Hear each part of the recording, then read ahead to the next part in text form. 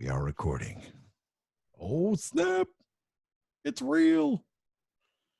What the hell? What are we doing? Why are we doing this? This is just insane. You got the music? I got it. All right. Are you ready? I'm ready. Not everything metal was created equal. It's been a really good interview, by the way, guys. Probably one of the best I've done so far, and I've done loads at the minute. The Metal Podcast. Chuck and Godless attempt to bring order to chaos, or just ask questions that make everyone feel uncomfortable. That's probably the most unusual question I've been asked. This is the Metal Podcast with Chuck and Godless.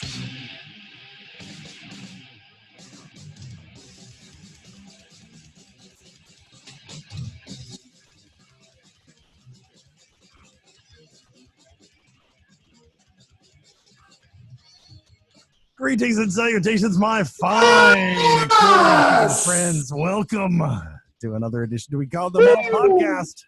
What the hell's going on? Oh, dude, I am Chuck, and this guy over here. Look at how good he is. I'm Godless. Oh, that guy. Are we all? Oh, what a weird time. Oh, it's such a weird time to be alive. Adding to the weirdness. I think we're only doing this just to let people know that we ain't dead yet. Right. It's just it's a precursor, just a warning. Yeah. Sorry, y'all. We're not gone yet. We're gonna be though, you know. Oh, whoops! Damn it! I'm rusty, man. I don't have all my faculties together here. All my button pushing. So welcome. This is like a special edition of the Metal Podcast. We were talking about it because Godless now, of course, has moved back to the States, and where we are together. But, you know, of course, we're not actually recording anything these days, so we have to do it remotely now because of the virus. But we figured it'd be, a special accommodation here. We'd be able to take advantage of it. It remind us how we did it there for so many years, remotely. We just do it this way again. I just noticed that it's been just over 2 years gone since the last time we sat down and hit the record button. It feels like yesterday, doesn't it? Does it? It actually, it sort of does, which is weird. Oh, I guess that's a good sign. All right. Well, when I was like pulling up stuff and I was like trying to find the old intro and stuff, I was like looking through our stuff and going like 2013, 24. Wow, we did this a long time, didn't we, man? I don't even think about it in terms of years. I just think about it in terms of like what albums we shat on. Yeah. Oh boy, you know what? It's probably good that we haven't done it for 2 years because there's been a lot of albums to shit on over the last 2 years for sure, man. It's been brutal. Hell yeah. But man, I mean, like it's definitely good to actually sit down and focus on this again, which is pretty cool. We've been talking about it in kind of how what's going on in the world right now with COVID and the coronavirus and everything else and the quarantine projects that everybody else is doing. This is kind of our little ode to that, if you will. So what are we doing? Are we going to talk metal? Are we going to talk other stuff? I mean, what's the deal, man? What do you think? I have no idea. I really don't know. I mean, this is it. You were like, hey man, you want to do this? And I was like, oh, of course. Like you could have asked that at any point over the last 2 years. It's going to be the same answer, Right. So it's like, Right. Hell yeah. I feel like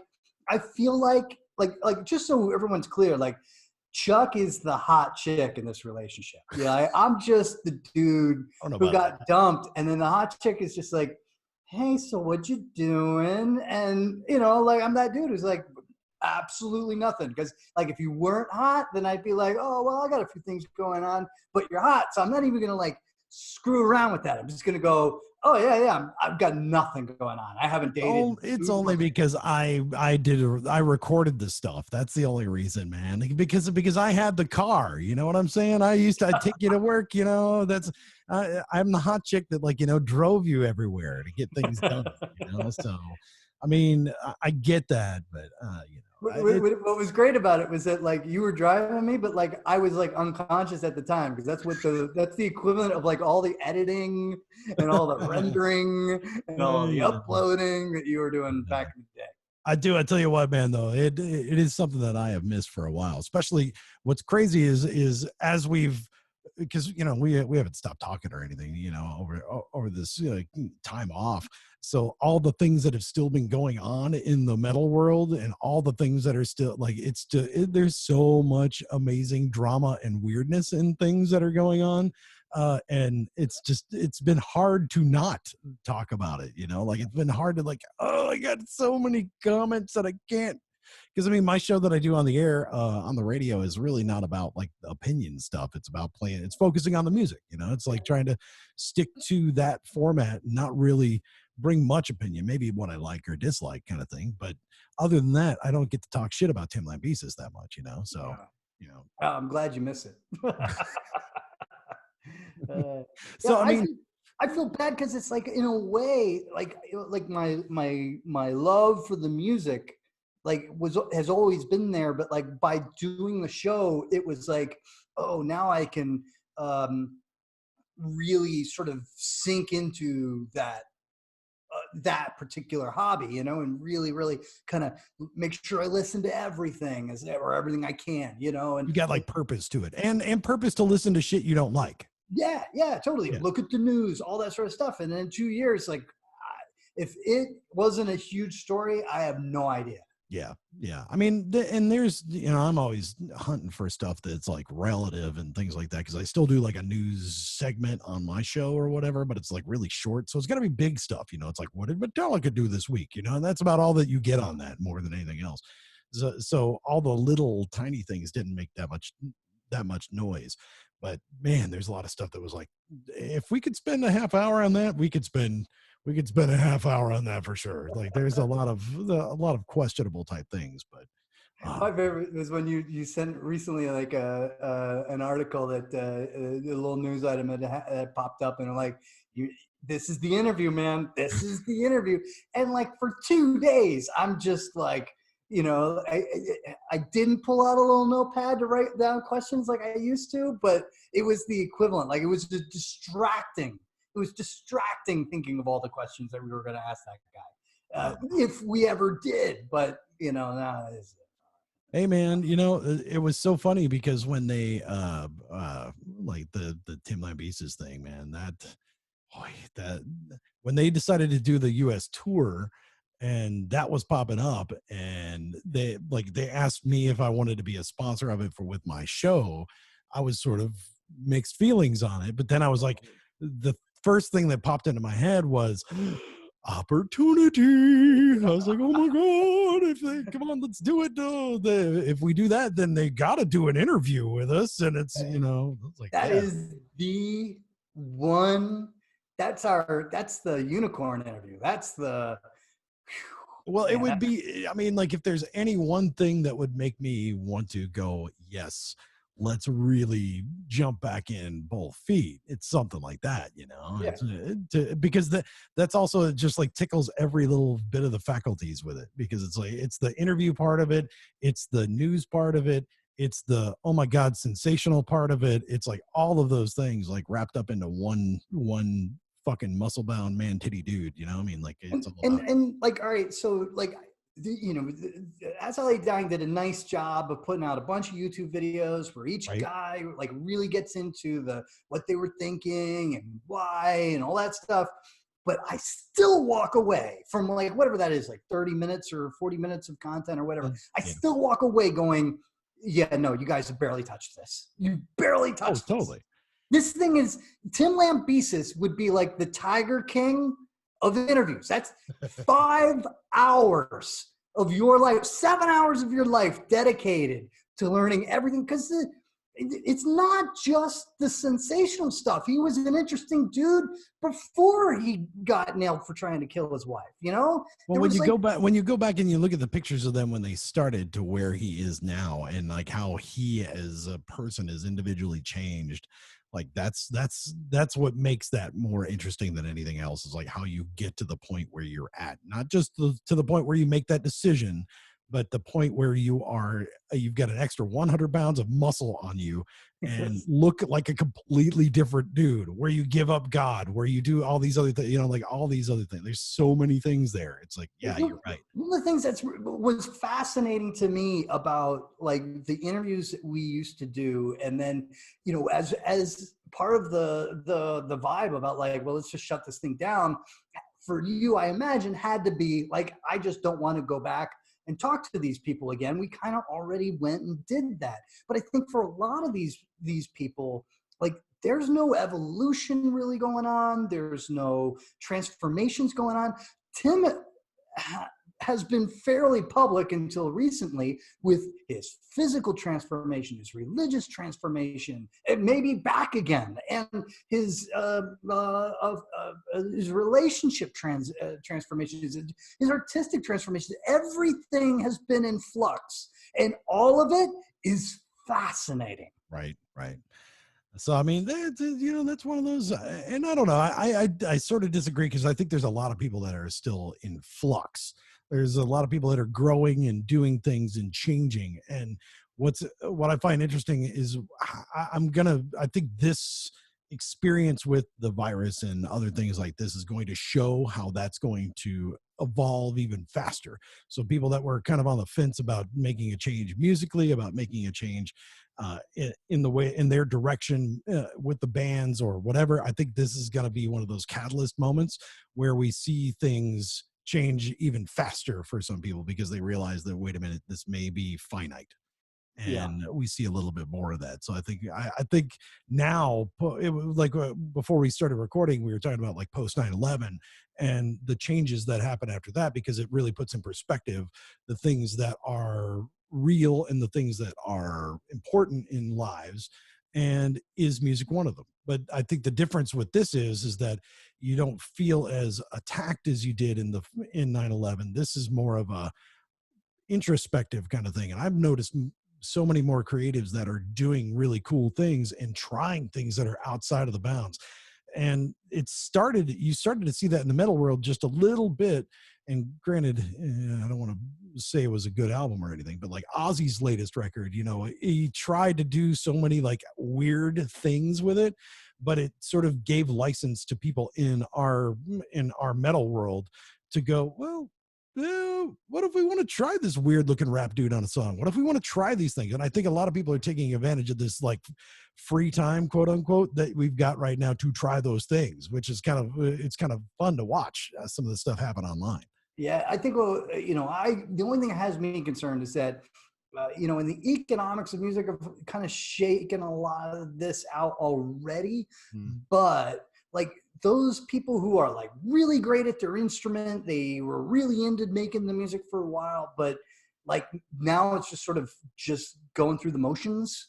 Can they continue? Can they like go through this experience and go and not be sitting at home learning to code? Right. You know what I mean?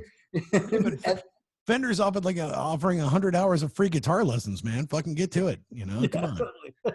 Like I said, it's guitar, bass, and ukulele. Some ukulele fucking metal is what we need now. That's what we need coming out of this whole thing, man. But I think it'll be interesting to see who kind of survives band-wise, what bands survive all this, because I think it's going to generally be those people who there is no plan B and never will be, or there is just like, no, I do this and this is who I am and that's it. And all the posers are gone.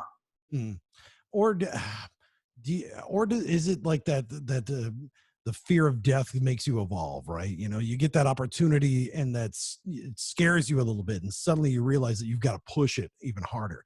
So like you've got to take it to the extreme or figure out other ways to do this than you have before. And I mean, I'm hopeful that a lot of people will, because some are gonna die, right? I mean, hopefully, fingers crossed, not like actually die, but I mean, they're gonna call the end of their art is gonna be over. Others are going to take that art in a completely different direction, and I'm interested to see how that blossoms in different ways, and hopefully we continue in good ways and get some really interesting things out of this. So didn't they release something like Lizzie Hale and Korn or something, or Maria Brink, and somebody else did like another cover today? It was like some kind of random, but really, really interesting. So I was like, huh. All right, so these are weird ideas that people are getting while they're all holed up and don't have with all their teepee, and like they've got to have something to do. Think about it. I mean, like everybody's working from home. So like, you used to like go to work and, you can't put on the headphones. You can't listen to your music. You got to do your job and that's it. But now you're working from home. You can crank your shit. Yeah. And that, I think a lot of people are like, you're going to go and listen to the like, Metallica and Slayer and Testament and because that's what makes you feel comfortable and, yeah. and relaxes you during a very stressful time. But yeah, it's going to get old fast. And then people are going to be looking for new stuff. And if the most creative in our scene are sitting at home with their, digital recording into their laptops and all that sort of thing and spitting out stuff onto Spotify and all the other platforms, man, this could be like a really great time for everybody, I do think you're right, though. I think the economics of this are going to kind of weigh things out a little bit as far as like who's going to be able to figure out what they want to do with it. I mean, whether or not they choose to still like go on the road, if they choose to do things the same way that they've done them, or choose to do this digitally instead. Are there other ways? Remember back when Obituary did the pay-per-view concert thing that we had talked about? I was like, what a really interesting idea. And I was talking about that as a new form. Could you imagine, say, like Metallica did that 150 person concert that they did? We need social distancing. We need all the space between people. Okay, well, there may not be any mosh pits, but you can have a room for 500 people with 100 people in it, but make it really interesting for people to watch online and make it really, because we're getting used to being able to do that. So it's another opportunity, I think, in other ways for bands to still reach but not have to go. Which was it Code Orange who did that a couple weeks ago, where they did like a show like empty venue and just checked it out? That was their album release party that was supposed to happen, and they did it. Awesome. They did it virtually, which I was like, it was kick ass too. But they're a band that with 10 people in the room still act like they're playing to Madison Square Garden. I mean, that's like, they're able to do that, but that's also like who they are as performers. So I think this is the other, like where the rubber meets the road with some of these guys and some of these bands, in that some of them are going to be able to pull it off and live in this world, and others aren't going to be able to do it. Yeah. I mean, I feel bad for like, festivals and stuff like that. Their YouTube channels are hopping at the moment because they got all these like, pro shot, really great audio. Right. Bloodstock is an example of an awesome YouTube channel. Hellfest has got an awesome YouTube channel. Love spending time on those channels when I'm doing stuff.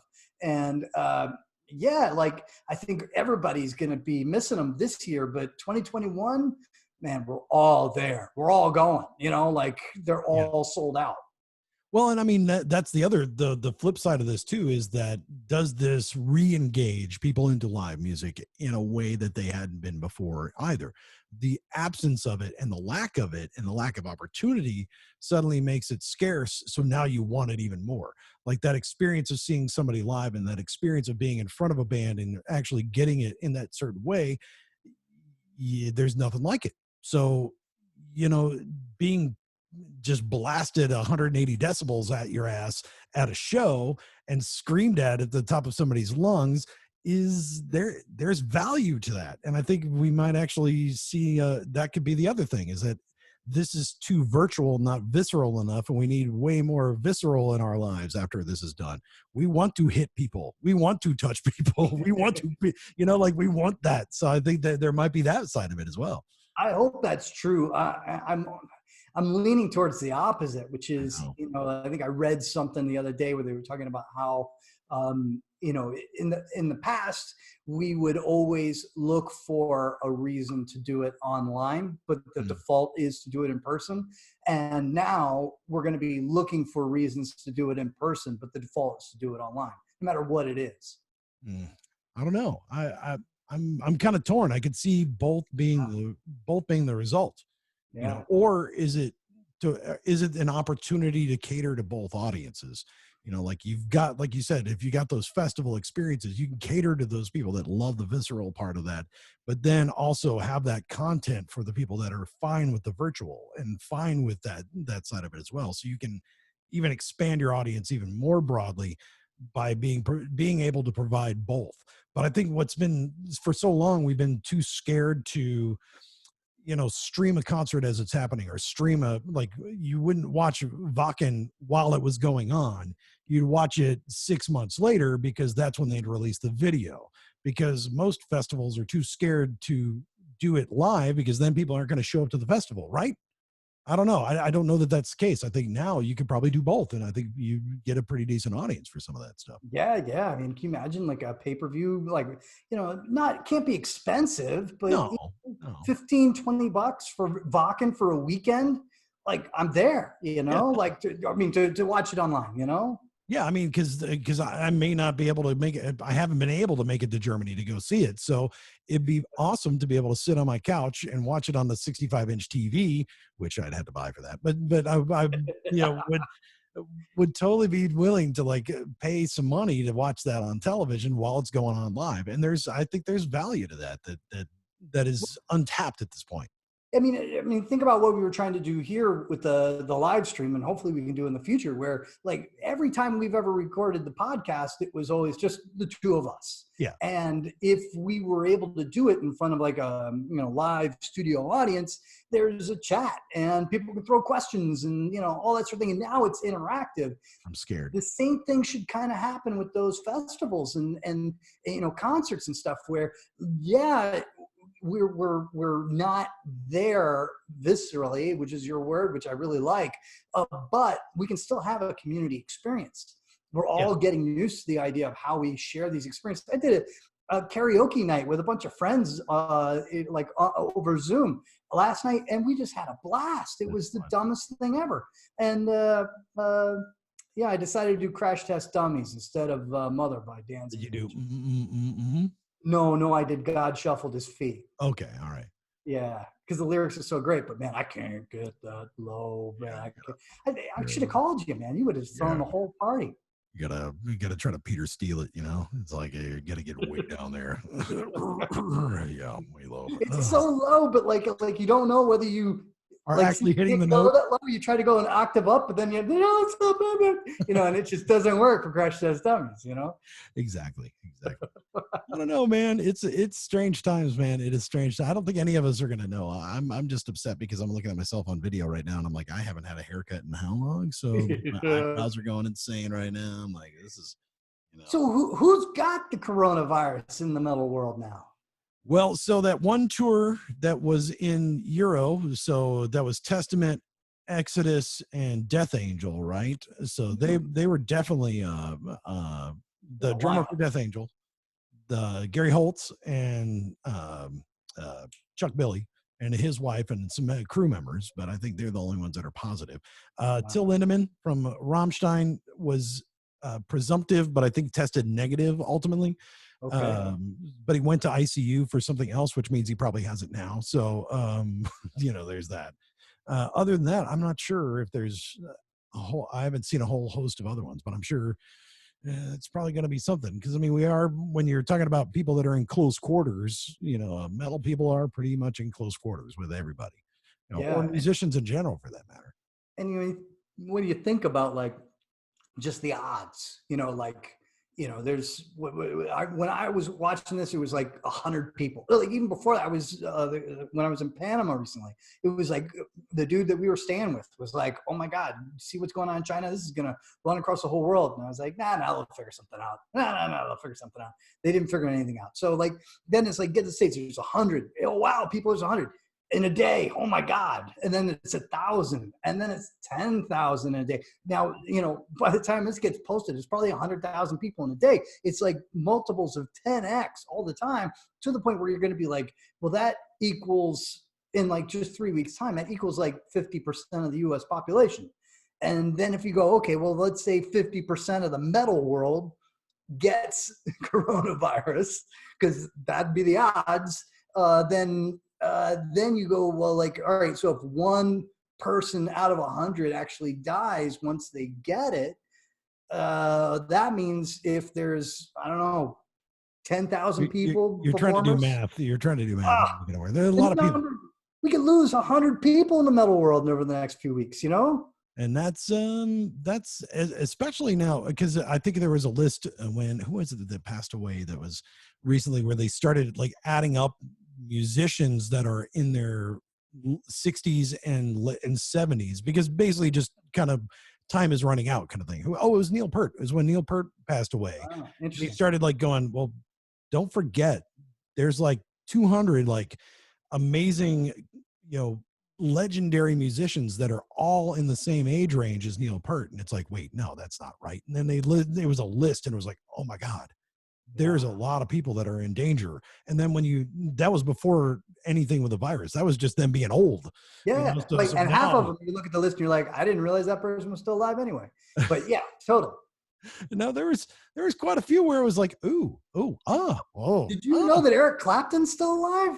What? Like, Eric Clapton's still alive. That was a question mark. That one I didn't know. Yeah, I figured that, like, I don't know, when the drummer of Cream died, what was that, like 2 or 3 years ago? I don't know, for whatever reason, I threw Eric right in the casket with him. I just didn't even think twice about it, But no, there's a ton of them, man. So I mean, not just the metal world, just the music world in general, but then metal, like, as far as like a dangerous group that are dangerous because of the exposure type: smokers, drinkers, hard living, pre-existing conditions, yada yada yada, like all that stuff. Then if you start to factor that shit in, then it's like, oh damn, yeah, we could have some trouble. And Ozzy just needs to fucking hole up somewhere, man. That dude. Come on, this is, I mean, everybody loves Ozzy, blah blah blah, but I mean, this is fairly close to like the last days of Lemmy. It's still, it's got all the earmarks. Well, I mean, what's worse, Parkinson's or COVID, man? I mean, either way, I mean, hopefully the guy, just keeps going. I just don't want to see any more of those legends die, but we've lost so many already, and it's just a matter of time, unfortunately. So, on the one hand, all right. So yeah, all right. Real people. These are real people with real families, and not just musicians. Yes, but let's pretend that they're not for just a second. There is value in kind of just sweeping out the old a little bit, so that way we can all focus on the new. I mean, every time a blog spends all their time posting new stuff about what Metallica's doing and what Rob Halford is doing. And I wouldn't have news then, man, for my other. I know, but like that, I think that there's like, whenever there's a emptiness, somebody goes to fill it, Well, you're starting to sound like the Trumpers now at this point. We're just going to let Meemaw die because she would sacrifice herself, fall on the sword for music, man. Like Ozzy should go so that everybody else can flourish, man. I don't know if I could jump on that bandwagon, my friend. That's a pretty good analogy. Yeah, I didn't see it. I don't think so. So I sort of like Papa and Meemaw a little bit. It's one of those things.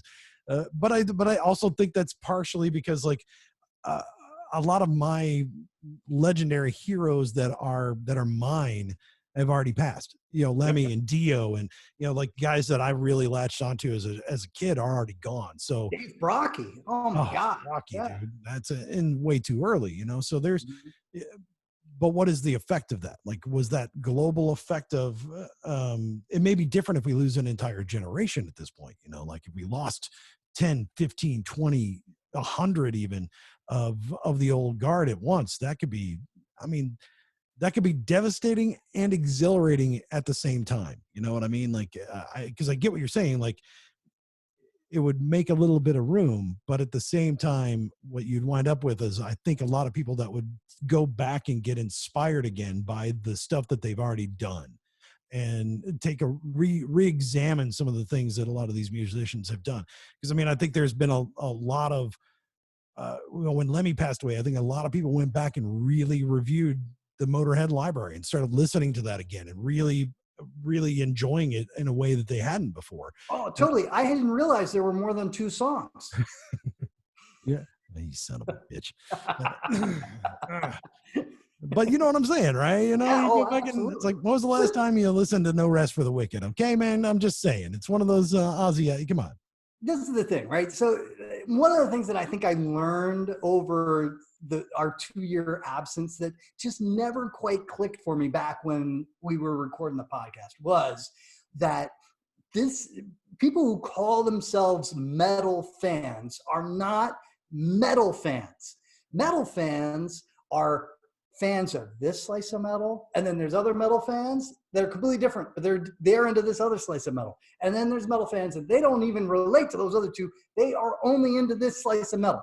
And like, it's not like anybody out there goes, I love it all, right? Which is a shame, because that immediately makes it hard for me to relate, because I dig it all, right?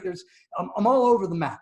But like, for most people, it's like, while I would like to think that, if the old guard were to pass away over the next month, God forbid, as they say, no pun intended for Doc's not that old, but if they all were to go, then like, it's not like that slice of metal fans will then turn their attention to the Parkway Drives and Architects and all this stuff. They just like go back and re-listen to all that stuff until they die too, because they are metal fans for that slice, and that is the only slice they're ever going to be a fan of, and that's it. And that sucks. Well, but you know what? It may not be about increasing the size of that pie.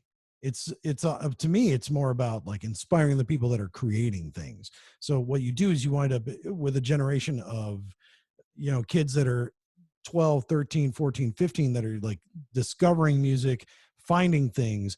They may find these old guard bands and find a new love for them. Granted, all the ones that found Black Sabbath turned into the doom revolution that we're having right now, or have for the last like 5-8 years or whatever, with everybody doing the doom record that they've done 10 times before. But still, what'll happen is I would hope that it inspires a whole new wave of musicians that are doing different things with some of the old stuff.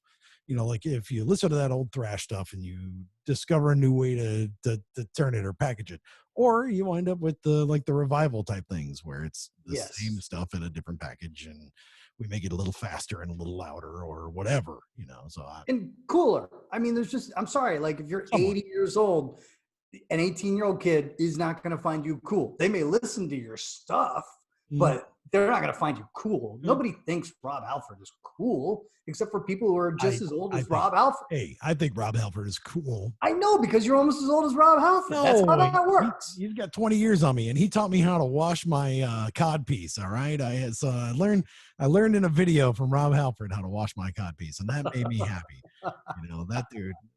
That dude is an amazing individual, just all around. So. But I think it's funny, like this idea that anybody would be like, oh, this new album by Ozzy is going to turn on the youngsters. Like, no, it's not. Like, I get that he put a rapper on there to try to turn on the kids, maybe, but nobody under the age of 35 thinks that Ozzy's cool. I mean, no, it's just, you're missing out. Just stick to your crowd.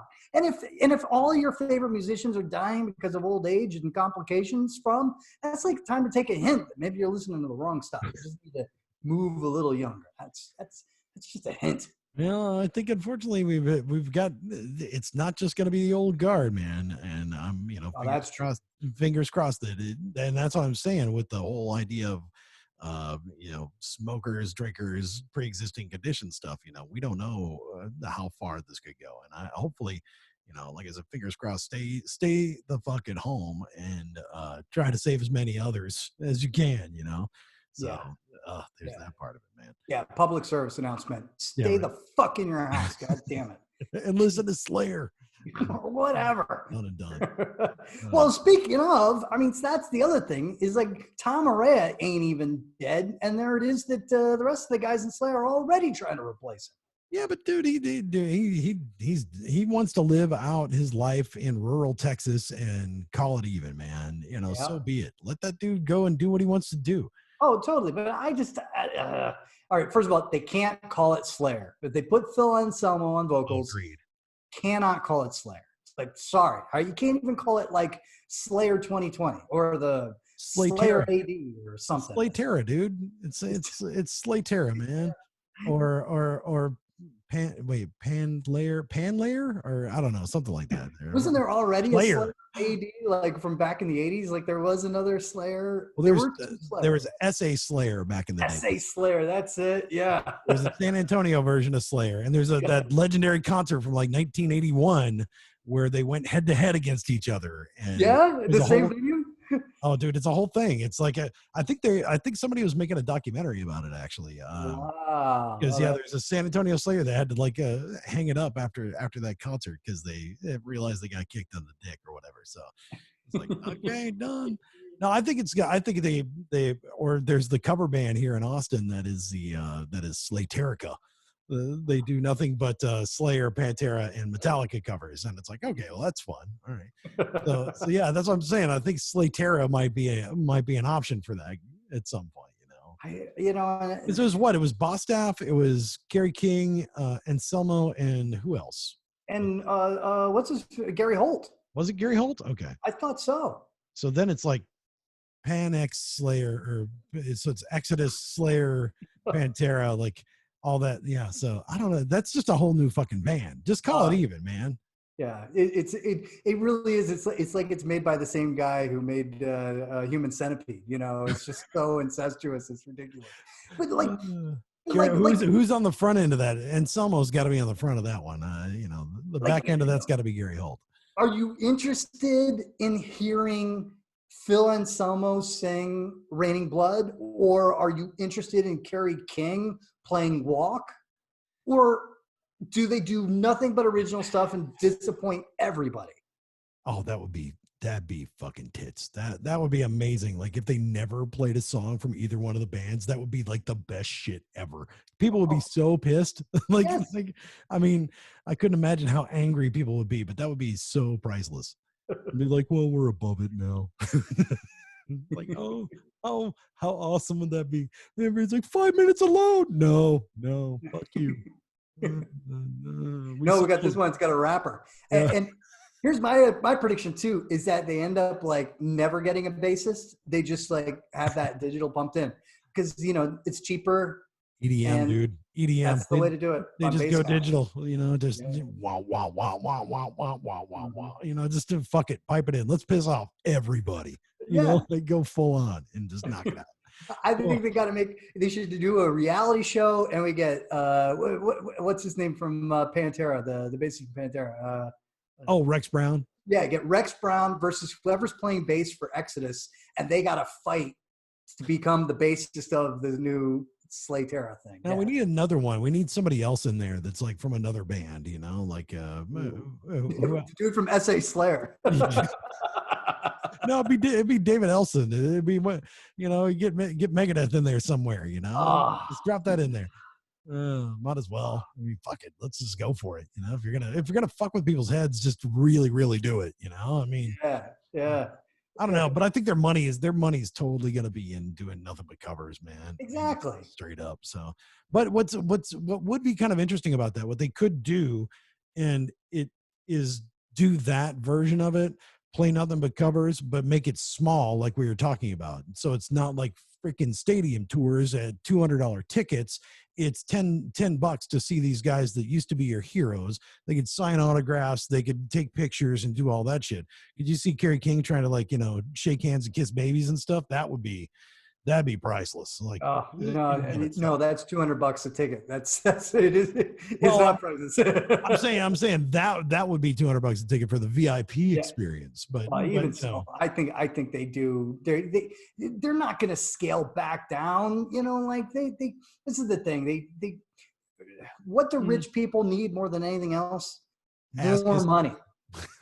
I mean, and they're not going to play smaller places. They'll play big places.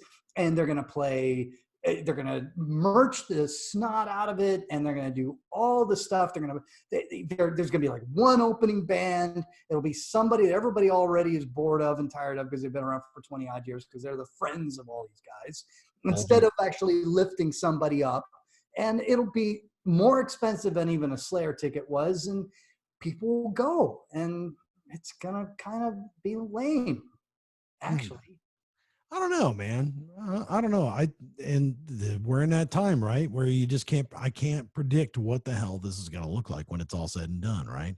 Yeah, I just don't know. But part of me wants to go to a big ass show like that. They're gonna do this is the it's already been written, right? Everybody's already done this already. You do one tour where you do all boatload of freaking Slayer songs and a handful of Pantera songs, and then you go back and then everybody's excited for the new album, and it's actually like 2 tracks that like are okay, and the rest of it is hogwash, and then they go back and do it again, play 1 track off that new album, maybe, and then by then they break up because everybody hates each other, and that's how they go. I mean, can you really see Phil Anselmo and Kerry King living it up in the tight area, those 2 personalities in that tight of an area for like 5 years? There's just no way. That is a good point. That is a very, very valid point. I mean, that's just a smidge of ego, just a smidge, just a little bit. Can you imagine, like, all right, well, Phil's a different thing. Like Phil, let's take the Nazi stuff out, right? Somehow, but like Phil, I've always gotten the sense of actually is fairly humble about Pantera to a degree, because I mean, certainly not to the point that he could be. I mean, correct. I would definitely agree with that. Yeah, I mean, the fact that he's gone on and done Super Joint Ritual and all the other stuff over the years and trying to build his own label up and stuff, that's not the kind of stuff that somebody who just wants to live off of the royalties of This Love for the rest of their life. It's just, that's not how he rolls, But these are 2 epic bands trying to somehow coexist in one room, and I think even the conversation as to whether like we're going to end on Angel of Death or we're going to end on Mouth for War, like or what happens when they're like, all right, we're definitely playing Cowboys from Hell, and then Kerry King tries to play that riff, and he can't play that riff because, clue, Kerry King isn't actually that great of a guitarist. He's pretty damn sloppy. Fighting words. I know, but he owns his sound, but it's his sound, and his sound is not Dimebag Darrell's sound. Now, if the relationship were flipped, I would kill to hear Dimebag playing Kerry King's riffs, but I'm not that interested in vice versa. And there's only one guy in the room who can turn to Kerry King and tell him that he sounds like shit, and Kerry ain't going to take it well from that guy. I don't know. I think that there's an opportunity for a non-touring one-off show in this thing, more than anything else. Like, this is like one of those singular opportunities that if you did this together, something that could, like, to make this work and make it cool and make it effective, I think if you did a one-off show and you did what we've talked about, like you stream it, you video it, you DVD it, whatever the fuck you do with stuff nowadays, you get it out there to the people in a different way, merch the hell out of it, you can do all those things. That is the way that would be done and done well. You do it in the name of those that have passed. You do it for Dio, you do it for Dime, you do it for, like, you do it for a charity cause or something like that, which I know that's kind of tongue in cheek, but you do that and that kind of thing, that I think that could be done. That could be done, and it could be effective, and it could be done well. But I don't know that the touring aspect or that side of this thing would be, like you said, I think the personality part of that would be way too difficult to actually handle on an extended tour of any kind. Yeah, I can picture them.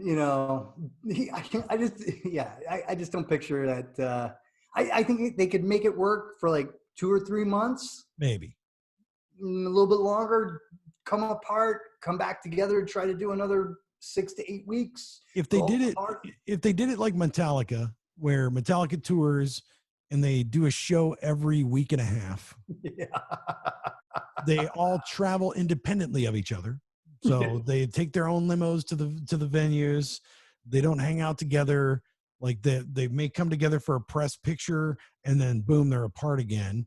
because that was like that when they were here for South by Southwest way back when, they all showed up in their own limos, and they all left in their own limos, and they all showed up to the venue in their own limo. Like, if you treat it that way, and it's a little bit different, they're not packed into a bus together. A band, if they're all stuffed on a bandwagon together, that's not going to be fucking pretty. like, I've been thinking about, this is 2020, like we're all cursed, right? But you know who's like more cursed than anybody is Zach Wild. Like, no Ozzy touring. He got shafted from the Pantera thing as soon as is he, dude? I mean, did he just fucking dodge a goddamn bullet? I mean, like, overall, like, is it like, I'm good, bro? Like, I know that's what he's gonna say, but in his gut and in his bank account, he's gotta be pissed. Maybe, dude. That tour he was doing. What was the thing he was doing? Zach Wild plays something. He was doing like a tour. Yeah. Thing, and it was a review sort of thing. And damn it, what the hell is that called? I didn't go to it. But no, it actually sold pretty well, and he did like a couple dates in Toronto, and it's doing pretty well for him. A lot of dudes that love Zach Wild don't give a shit what band he's playing with. They just want to go see him like do 4 guitar solos and be fine. Yeah, so that guy's never had a problem making cash ever. Yeah, but he's gonna play for 800 people to 1,000 people if he's lucky 5 or 6 nights a week. The difference is that he could be playing in front of a ton of people. But he's not trying to sell a record, though. The thing is that he plays in front of 600 people. 400 of those people bought the VIP package so they could meet him in the end. Like, it's one of those things that like the volume is not there, but the quality is. So if you can earn more per person, but you have less people, then it works out better for you in the end. So you have less of a responsibility. You're not trying to do this big draw. You're not trying to sell an album. So you're not trying to push that stuff. Your name isn't on the fucking merch, so you might get 10% of it. I mean, the guy's earning that dude's like in the spot where he wants to be. People are still talking about his ass, but he doesn't have to do any of the work.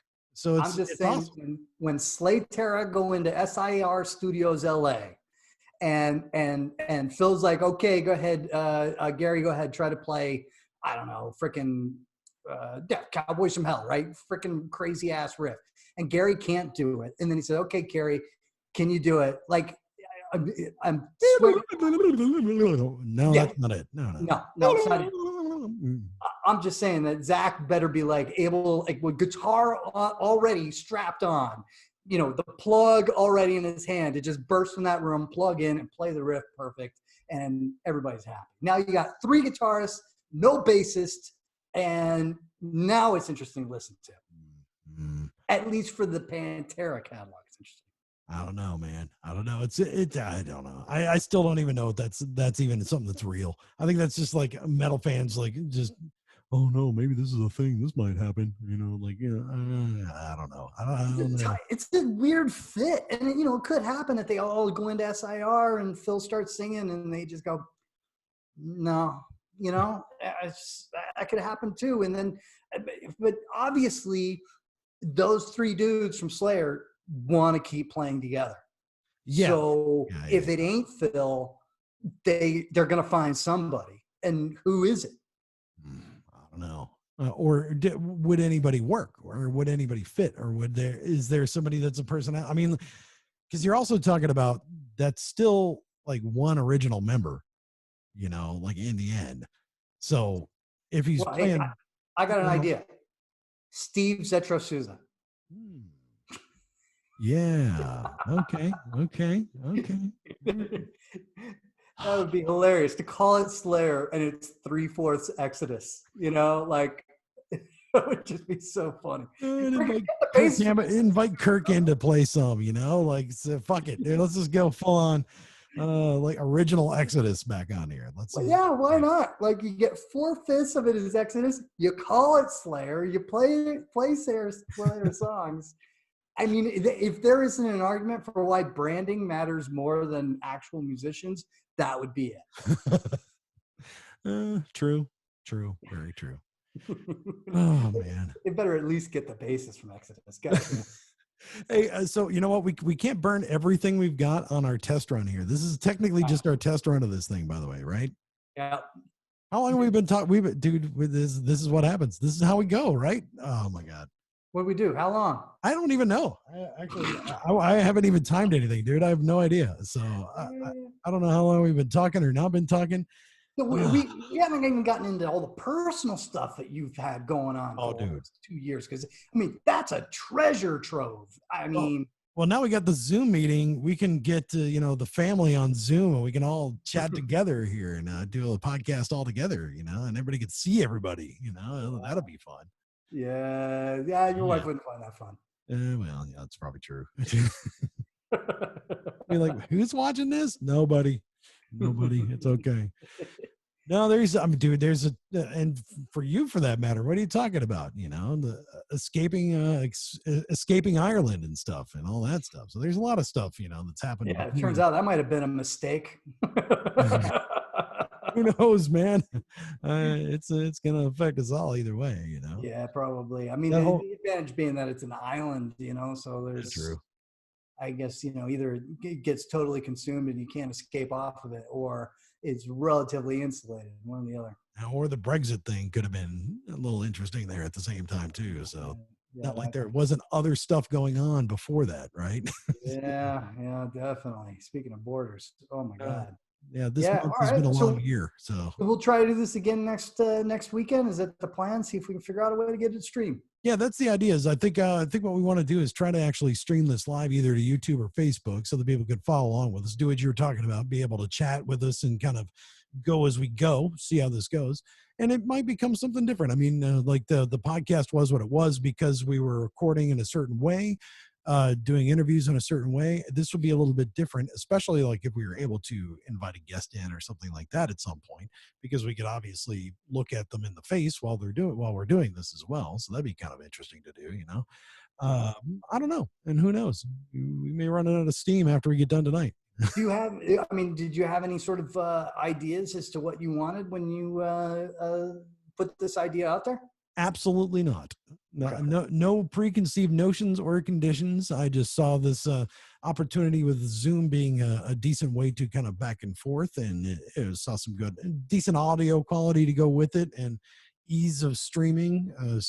Which didn't turn out so easy this first time, but hopefully it'll give us some opportunities to try some stuff.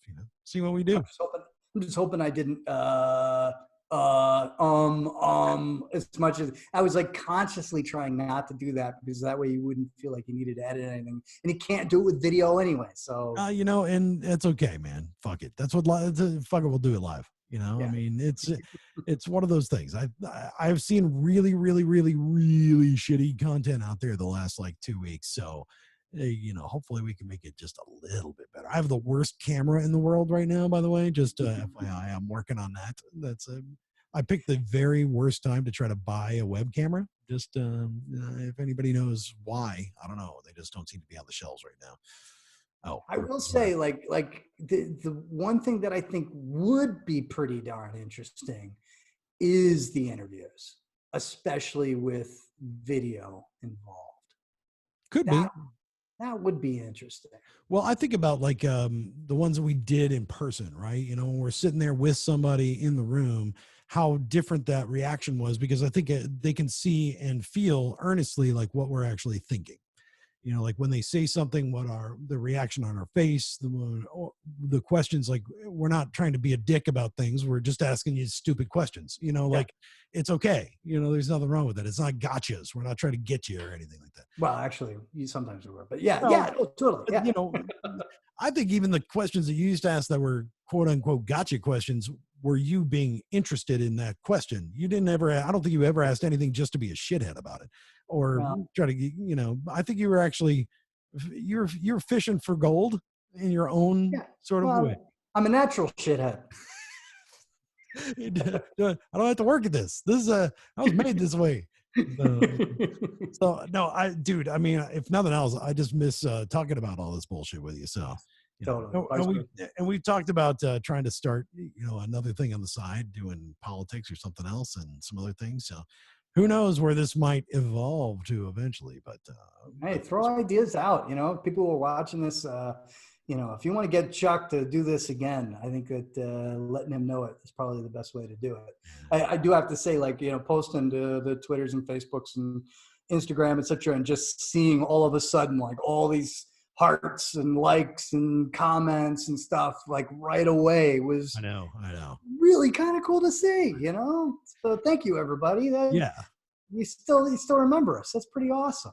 No, we definitely appreciate that, and it does, like going back through and like trying to find the old intro and that stuff, like reminded me again. It's like, man, we created a lot of content. Like there's a lot of stuff out there, dude. We interviewed a lot of bands, and I still, so much of that stuff is no longer available online. I wish there was a way that we could try to figure out to get it back up out there again. Not even on Metal Sucks, like the old stuff. I mean, the Metal Sucks stuff is still the there. Metal Podcast stuff isn't. Metal Podcast is gone. Yeah, I probably figure something out with that. If we start doing this, we'll have to find a way to bring that back, like either post it on YouTube or something like that. Wherever we decide to do this, if we keep this going, we can find a way to do that at some point. So, well, hey, let Chuck know what you wanted to do. That'd be good. Indeed. But dude, it's been great talking to you. This has been fun. Good test run, I think. We talked a little bit of shit. I think we're solid. What did we used to do for an outro? Do you remember? I don't even remember.